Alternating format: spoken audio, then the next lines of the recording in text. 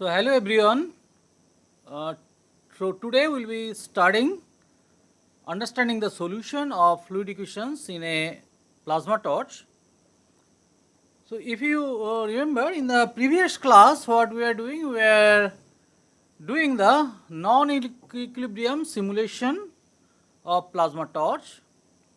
So in which we assume that plasma is consisting of two fluids. One is your electron fluid and the other is consisting of other heavy particles including the neutrals, ions and molecules. So in the system, the equations along with momentum and potential equations, it is having two different energy equations, one for electrons and the other from the rest of the heavy species, not only the ions, they are for the rest of the heavy species. So if it is fully ionized, then of course it is electrons and ions, but unfortunately that doesn't happen at temperature in which the thermal plasma jets operate. There the degree of ionization is only say 0.1% or so. So unavoidably you will be having some neutrals, even molecules there. Now you know that there the energy exchange mechanism is like that. We have splitted the energy equation into two. One is for the electrons and another is for the heavy species. Together they basically form the energy equation. Now one species is losing the energy, another is gaining the energy. I have explained in the equations that has been solved that how the terms are included in one and how that is omitted in others, like viscosity effect, like viscous dissipation. It is not appearing in the electron energy equation, it is appearing only in the your heavy particle equation. So on the other hand, radiation and the ohmic heating terms, they are essentially occurring in the electron energy equation. They are not in the heavy particle energy equation. Then how energy is going from one to the other fluid? That is through collision. So there is a collisional exchange term which we have included in our energy equation, where the collisional energy exchange depends on the collision frequency. So that is the thing. With that, actually what we obtained, that a 2D simulation result we presented like this one. So where the the upper part was presenting the electron energy distribution, electron temperature distribution, and the lower part was giving the heavy particle energy or temperature distribution. And as you can see that I told you that how to load the simulation stepwise with changes, like initially you start with some initial gauge, then you start with the equilibrium properties, then you basically finally impose the non-equilibrium properties, and in each stage the simulation results, whatever you are seeing, the distribution, and as the number of iteration proceeds, how the distribution changes. In a steady state, you achieve actually a distribution which is not changing any further. So this was the thing, and here you can see that look at this bar. I am now running the simulation and this is proceeding. Okay, so now it is with the equilibrium properties, and you see that it has reached some steady state condition. It is no more changing. Then suddenly it has started changing, because at this moment I have put the this non-equilibrium properties. Initially I didn't put that, so now I have put, but then quickly actually it changed, and ultimately it has reached to steady state distribution. You see that the simulation is proceeding. So these are basically the number of iterations. So this is going on, and typically you will get a converged solution. Say in this case it has been obtained around say 1000 iterations. So I have just plotted after certain interval the distribution, and that has been shown as a video here. So these are basically the results of the simulation, and as you are seeing that it is no more changing, it is a static picture, but you see here the bar, the simulation is proceeding. So what is happening, that the simulation has reached a steady state distribution, and the upper one is the electron temperature, lower one is the heavy species temperature, and you can see the drastic difference. Simulation still proceeding, you see that. So as you go for further and further iteration, the simulation doesn't result doesn't change. So that is the steady state distribution that you obtain, and that is the converged solution, what we call.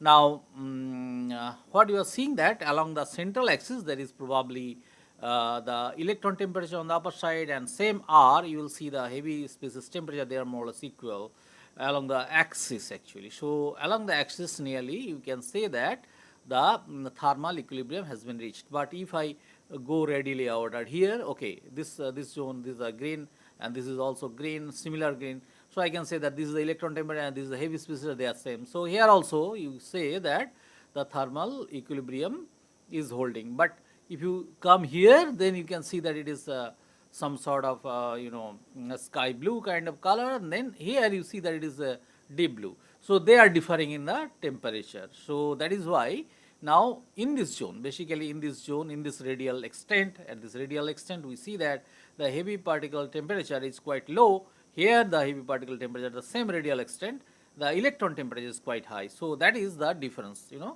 that electron temperature is much higher compared to the heavy particle temperature near the periphery, near the anode wall. So electrons are having quite high temperature, they are entering, they have the facility to enter, but heavy particles, they are having a very low temperature over here. So that is actually saving. If you look very closely, then you will see that there is a blue zone near the wall, and that is the low temperature zone. You see that this is the zone, and that boundary layer is basically saving the this anode from melting. Okay, so that was the kind of thing.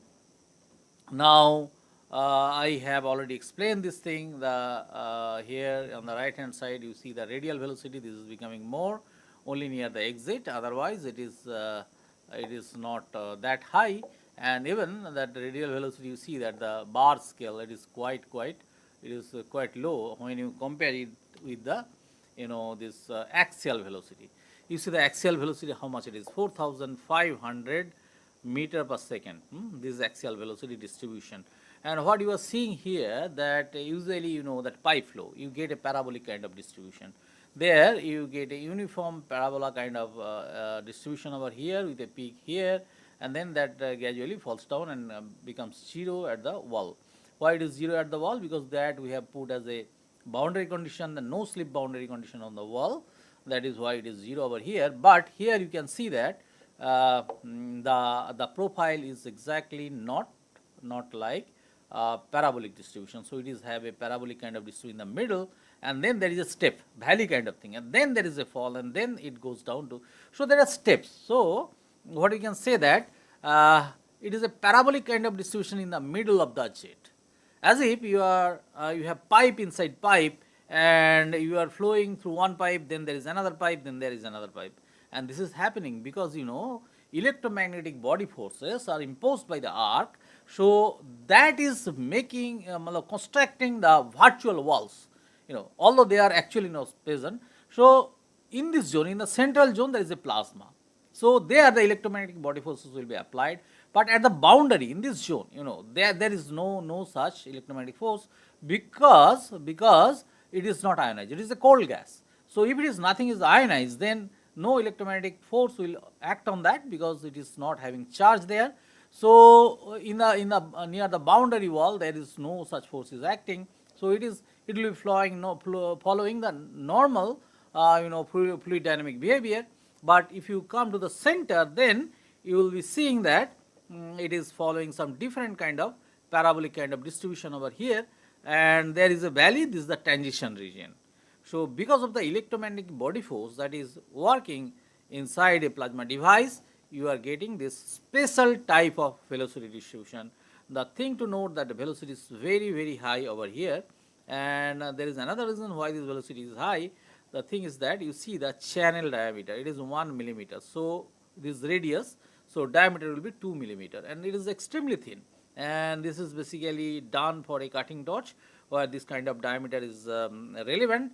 And because of that such a small diameter, 2 millimeter only, so that is causing the velocity to increase so high, and it helps in cutting this application. So this is the potential distribution which you can directly measure using a voltmeter, and this is the current distribution we are obtaining, and this is very much important for understanding the electromagnetic body forces that will be there So I will be discussing that it in a bit more. Okay.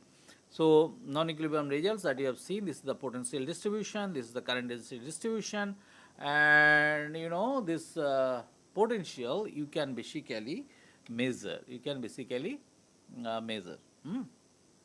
So now I come to the other thing. There is something called chemical non-equilibrium. We are using Saha ionization equation to understand the composition of the plasma, and that is usually the case. So we do, but inside a plasma, apart from the thermal ionization, which the Saha ionization equation describes, there are gradient in concentration. Okay. So whenever there is a gradient in concentration, you know that density difference will let particle to diffuse from one zone to another. So here, whatever you are seeing from the thermal ionization, so this is the thing actually. This is the molecular dissociation, this is the first ionization, this is the second ionization equation. So these are the rate constant for equilibrium condition when there is no external fluxes are involved. But whenever there is a temperature gradient, whenever there is a number density gradient, particle will flow from one region to another because of the gradient itself. So because of that, some fluxes are involved which are which are contributing to the number density and modifying the rate. So this is the rate for atomization, this is for first ionization, this is for second ionization, this is the equilibrium rate constant, and this delta RA is contributed by the flux that is happening because of the plasma condition. So we define a non-equilibrium chemical non-equilibrium parameter as Q as a ratio of this this effective rate constant divided by equilibrium rate constant. Okay. So now if this delta RA, that is the non-equilibrium rate, is contribution, this chemical non-equilibrium condition contribution due to fluxes is 0, then they are both equal. So Rk is nothing but Sk, then what you are getting, Qk is equal to 1. So it may be low, it may be high, both it can be. So you can consider the cases 0.5 to 2 where this may vary, we have seen in practical cases. So that will contribute again significantly to the net plasma simulation results, because everything depends on the number density. As you have seen, the thermodynamic properties, once you know the number density, then you enter into the transport properties, which definitely depends on this number densities. So everything will change because of this chemical non-equilibrium. So if we want to do very accurate calculation for the distribution of these plasma quantities like temperature, velocity, or current density, or potential, or species distribution, so then we should consider this chemical non-equilibrium as well.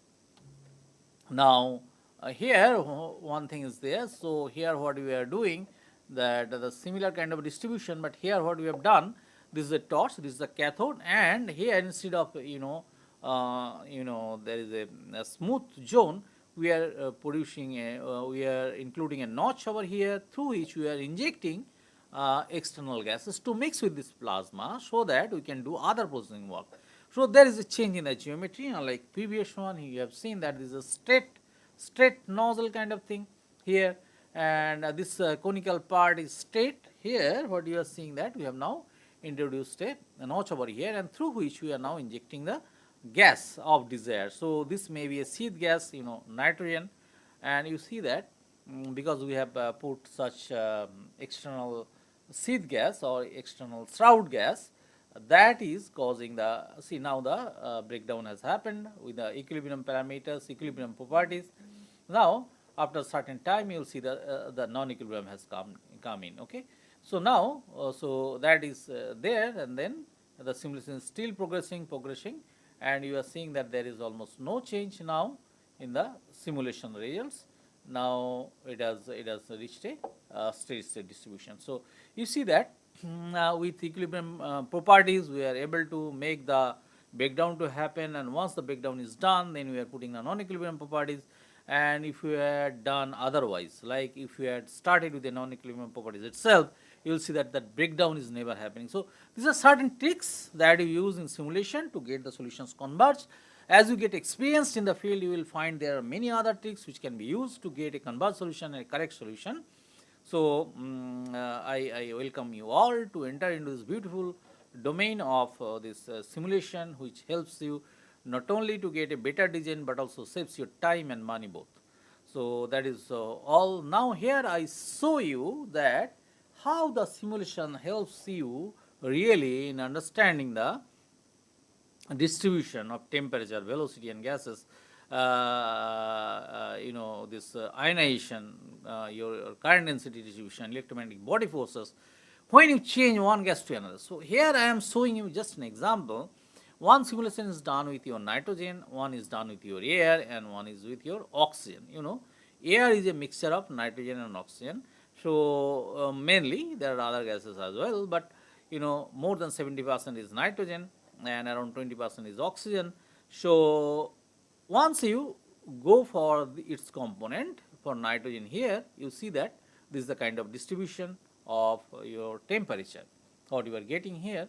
And I have not changed the scale because now this is a different touch configuration.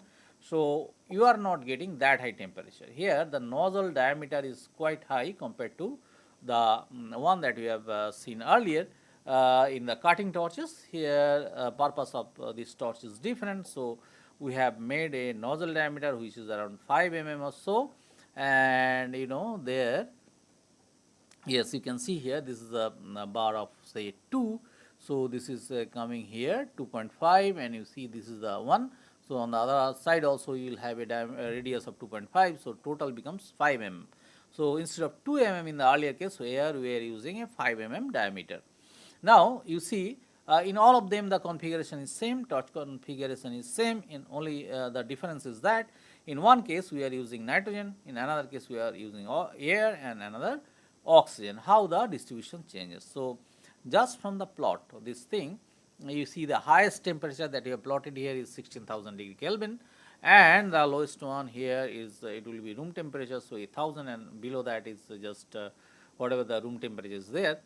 Now this anode, what is the black one in each of them? This is the anode. This is intensely water cooled, and this cathode, this brown zone is basically copper. And this hafnium insert, this is a very small pin of say 2 millimeter diameter. You just calculate from here. This is one, so this is 2 mm diameter. And this 2 mm hafnium cathode is inserted inside cathode, which is intensely cooled.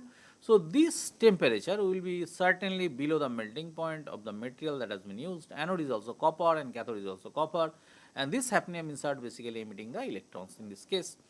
Now what we are seeing that we have kept rest of the operating parameters same. Okay, so the current, the flow rate, everything is same. And what we are seeing here that in case of nitrogen, you see that the temperature is quite high all through the zone. And although it is the region is shrunk here because the diameter has been dropped for the high temperature zone, whereas here it is quite high, and you can say that throughout the channel you are getting a temperature distribution which is quite high. But in case of air, what you are seeing that the effect is quite changed, and you are getting a very high temperature only near the cathode and somewhere near the entry of the nozzle state section here, and rest of the zone is showing a pretty low temperature. But what happened actually, we can see that the plasma jet has expanded in the in sidewise. Okay, so what we are seeing that this plasma jet diameter is a bit higher, but the temperature is quite lower in this case. Whereas when you go for oxygen, we see that temperature gone further lower, it is all yellow, and the red zone is only limited very near to the cathode. So you just try to understand that when we are just changing the gas, keeping rest of the parameters just constant, what we are seeing that the temperature distribution is changing significantly. So this is the effect of the gas salon, and we come to know that when you will be using oxygen instead of say nitrogen, you are going to get a lower temperature. And if you are using air, you will get a temperature in between. But if you are using nitrogen, you will be able to get a very high temperature even at the exit. Show nozzle exit. So, nozzle exit is this one. So, that is what we are able to predict without actually manufacturing the device, just from the simulation and with the help of the fluid model that we have just uh, gone through in our previous classes. Now, here what we are seeing that simulating a or understanding a plasma device is not only to understand the temperature field, but also to understand the you know the electromagnetic body forces that will be there.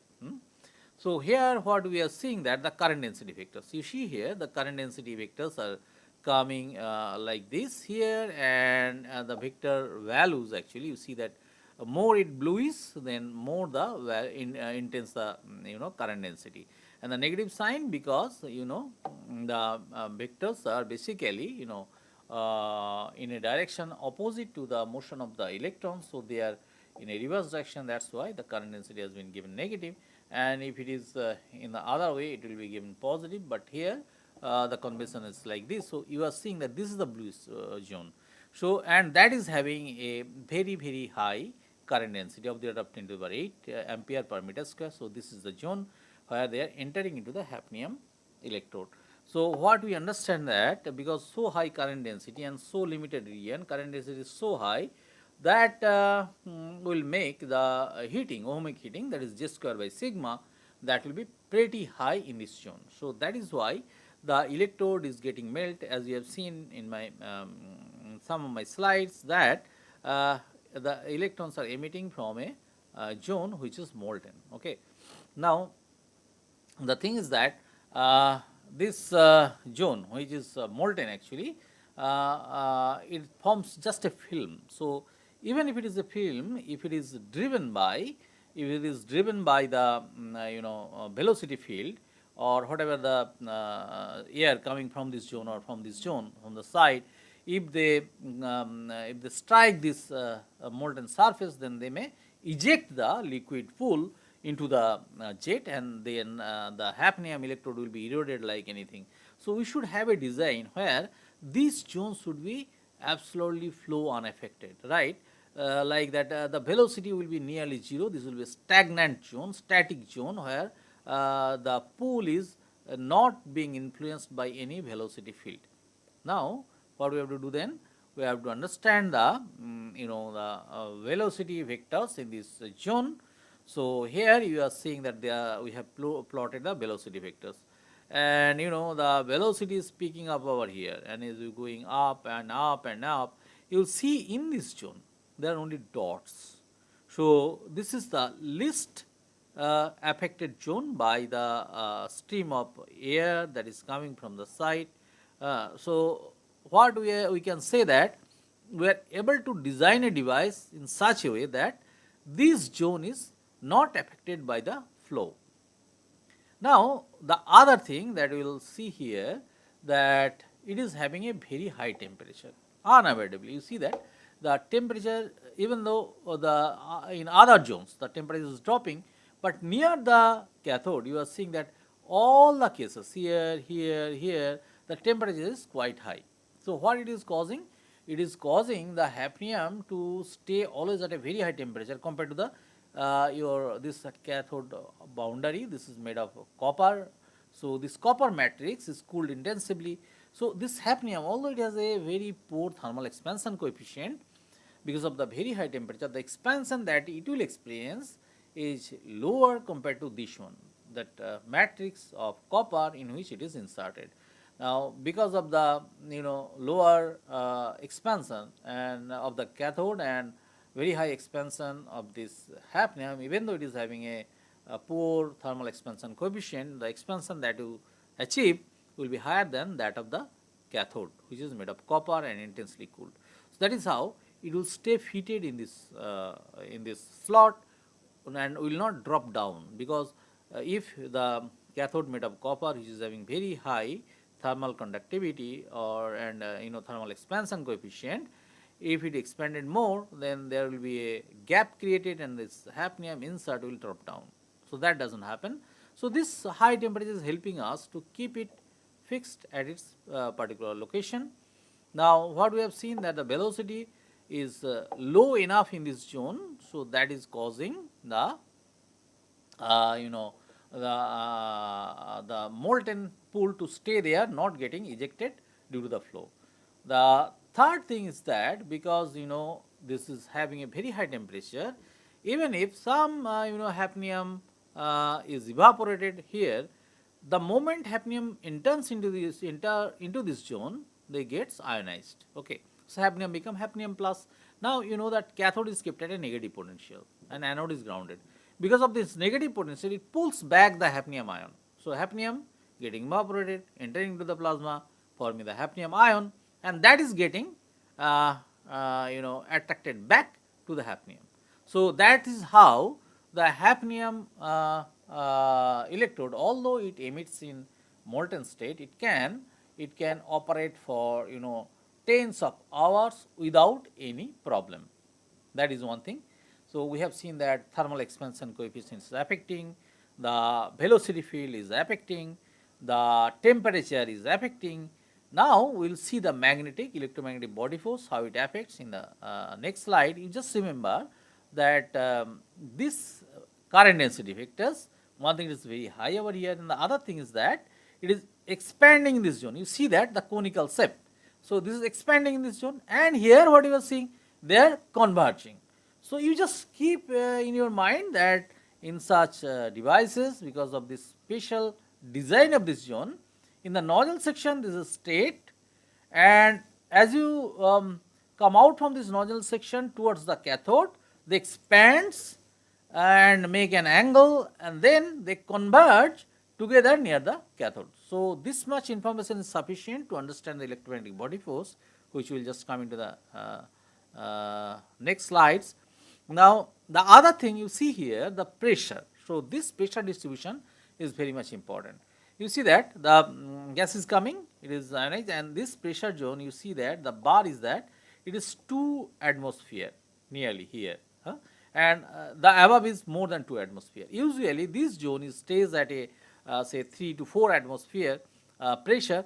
That is the compressor pressure through which the air is being flown in, or the cylinder pressure where you have connected for flowing of the gas, whatever it may be oxygen, or it may be nitrogen, or it may be argon. So the cylinder pressure that is coming from the top, it is extending here, and what you are seeing here is that the pressure is dropping only in the nozzle region where it comes out. Now what you are seeing here, that the hafnium molten pool here, that is experiencing a very high pressure. So if you say that our school days we have learned that the pressure cooker principle. So how you increase the boiling point? Just increase the pressure. So here also, if the molten pool starts boiling, you can imagine that the sum of the molecules will be coming into the plasma, this zone actually. But if you are not allowing it to boil because of the higher pressure, then the effect may be much less. So that way it is helping you to reduce the erosion. So there are so many mechanisms that is helping us to use the hafnium cathode here suitably for using your plasma device. And how we are getting all this information? We are getting all this information from the simulation itself. So if you use different kind of gas, then what will be the effect? What will be the effect in your velocity field, temperature field, current density field, pressure field, and how they can help in understanding the device behavior. So these are the very important things that we have learned in this class, how simulation can help us. And here I told you the design in such a way that you are getting a very high pressure zone over here. Then which is causing the high pressure? So for that actually you should remember the current density vector distribution and this conical shape and the converging shape, and I will explain in the next class how that is helping to achieve a very high pressure zone over here. So I will meet you in the next class. Thank you.